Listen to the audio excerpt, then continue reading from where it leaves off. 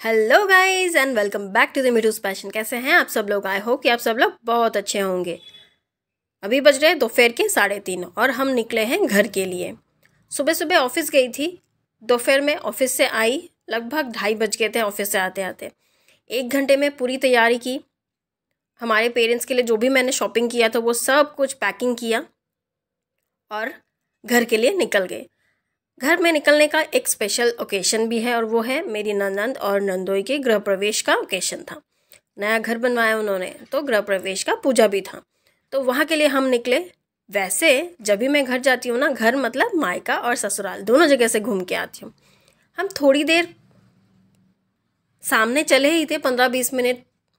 उस टाइम पे हमारी गाड़ी बंद पड़ गई और सोचो 300-350 किलोमीटर की जो जर्नी है उसी के बीच में 15 मिनट में हमारी गाड़ी बंद पड़ गई।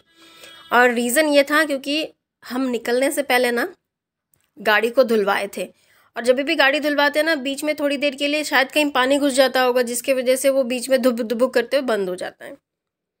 वो हमने थोड़ी देर रुका वहाँ पे और वो पानी को थोड़ा अच्छे से ड्राई होने दिया, फिर हम चले सामने की तरफ। लेकिन हम 3:30 बजे निकले थे, तो इसके लिए क्या है कि तेलंगाना तक पहुंचना नामुमकिन था। तो बीच में हमारे मासा जी और मासी जी का घर है, तो वहीं पे हम जा रहे, तो उसके लिए ही हमने थोड़ा सा मिठाई ले लिया है और हम चले मासी जी के घर। लेकिन नेक्स्ट डे मॉर्निंग हम सुबह 5 बजे निकलने वाले, तो पेट्रोल भी भरवा के ही हमने रखा था। सुबह सुबह जब 5 बजे हम निकले ना, तो यहाँ पे हमें रेलवे गेट का ये मिल गया, जहाँ पे हम लोग 15 मिनट तक वेट किए। और ये 15 मिनट पता है क्यों वेट किए? यहाँ पे ये सिर्फ इंजन पास होने के लिए। भाई इतना धीरे धीरे इंजन चल रहा था ना, क्या ही बताऊँ। मुझे ऐसा लग रहा था भाई एक इंजन को हटाने में इतना टाइम क्यों लगा रहे हो करके।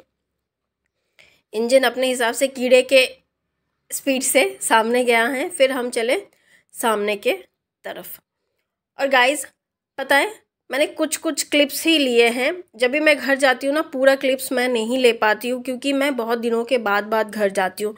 तो मैं कोशिश करती हूँ कि अपना होल टाइम फैमिली के साथ बिताऊँ, क्योंकि मैं सिर्फ 2 से 3 दिन के लिए जाती हूँ और वो टाइम मैं उनके साथ बिताऊँ। ये ब्रिज आपको दिख रहा है, मैं हर बार यहाँ पे रुकती हूँ क्योंकि मुझे ये जगह इतना प्यारा लगता है। और थोड़ी देर सामने जाने के बाद मैं यहाँ पे नाश्ता कर रही हूँ। साउथ इंडियन नाश्ता मैं हमेशा करती हूँ जब भी घर जाती हूँ, क्योंकि साउथ में है मेरा घर। क्योंकि मुझे यहाँ का नाश्ता इतना पसंद है जो मुझे महाराष्ट्र में नहीं मिलता। मैं पहुँची घर, फिर नहा धो के पूजा के लिए आ गई ननंद नंदोई के घर। देखो यार, घर बहुत छोटा है लेकिन अपने मेहनत से बनाया हुआ घर महल होता है। तो यहाँ पे बंगाली जो रिचुअल होता है उसी के हिसाब से पूजा वगैरह शुरू था। और मेरे ननंद के 3 भाई हैं, तीनों भाई उपस्थित थे, तीनों भाई के वाइफ उपस्थित थे। ये सब कुछ प्रोग्राम साथ में कराया। फिर जिस दिन पूजा था ना, उस दिन वहाँ पे खाना पीना सब कुछ था, मतलब वेज में। और नेक्स्ट डे बोलते हैं नीम महोत्सव, उस दिन नॉन वेज पार्टी था। तो दोनों ही दिन ससुराल में बहुत अच्छा बीता, ननंद नंदोई के घर पे बहुत अच्छा बीता। मेरे ननंद का घर मेरे घर से जस्ट 10 मिनट की दूरी पे है, तो मैं दोनों ही जगह पे घूम के आई। फिर 2 दिन घूमने के बाद मैं मायका आई 1 दिन के लिए, क्योंकि मुझे ना आधार कार्ड का काम था।